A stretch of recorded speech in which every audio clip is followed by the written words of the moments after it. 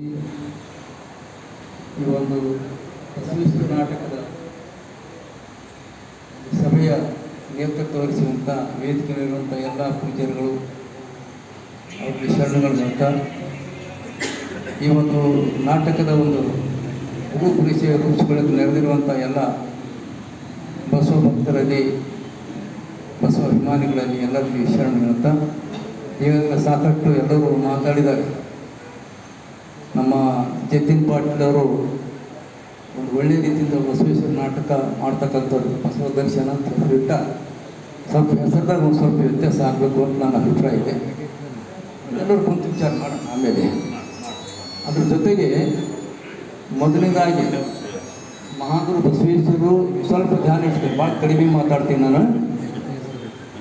ಮಾತಾಡ್ತೀನಿ, ಸ್ವಲ್ಪ ಲಕ್ಷ್ಯ ಕೊಡಿ. ಮಹಾಗುರು ಬಸವೇಶ್ವರ ಬಗ್ಗೆ 12 ಶತಮಾನದ ಶರಣರು ಹೇಳಿದ್ದಾರೆ. ನಂತರದ ಕವಿಗಳು ಪರಿಹರ ಬಂದ, ಪಾಲ್ಕುಟ್ಟಿ ಸೋಮನಾಥ್ ಬಂದ, ಷಡಕ್ಷರದೇವ ಬಂದ, ಚಾಮರ್ಥ ಕವಿ ಬಂದ, ಭೀಮಿ ಕವಿ ಬಂದ, ಅನೇಕರು ಬಂದು ಹೋಗ್ಯಾರ.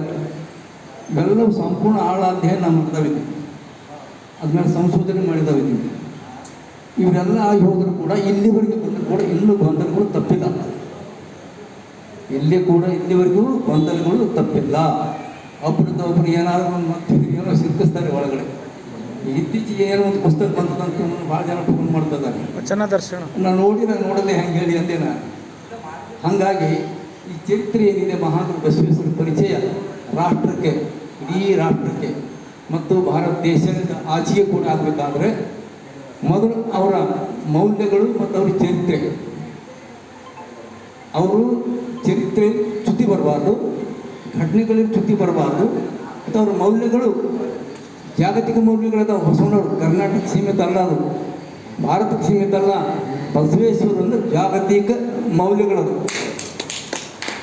ಇವತ್ತು ಯಾಕೆ ಹೇಳ್ತಾ ಇದ್ದೀವಿ, ಇವತ್ತು ಜಗತ್ತಿನಲ್ಲಿ ಯಾವ ಸಮಸ್ಯೆಗಳದಾವೋ, ಜನಾಂಗೀಯ ಬಡದಾಟ ಆಗಲಿ, ಧರ್ಮಾಂಧತೆಯ ಬಡದಾಟಗಳಾಗಲಿ, ಆರ್ಥಿಕ ಬಡದಾಟಗಳಿಗೆ ನಡೆದವರು ಜಗಳಗಳು, ಈ ಎಲ್ಲ ಸಮಸ್ಯೆಗಳಿಗೆ ಪರಿಹಾರ ಯಾವಾಗ ಸಿಗ್ತದೆ, ಈ ಜಗತ್ತು ಮುಕ್ತ ಆಗ್ತದೆ ಅಂದರೆ ಯಾವಾಗ ಜಗತ್ತಿಗೆ ಬಸವೇಶ್ವರ ಪರಿಚಯ ಆಗ್ತದೋ ಅವಾಗ ಮಾತ್ರ ಪರಿಹಾರ ಆಗ್ತದೆ.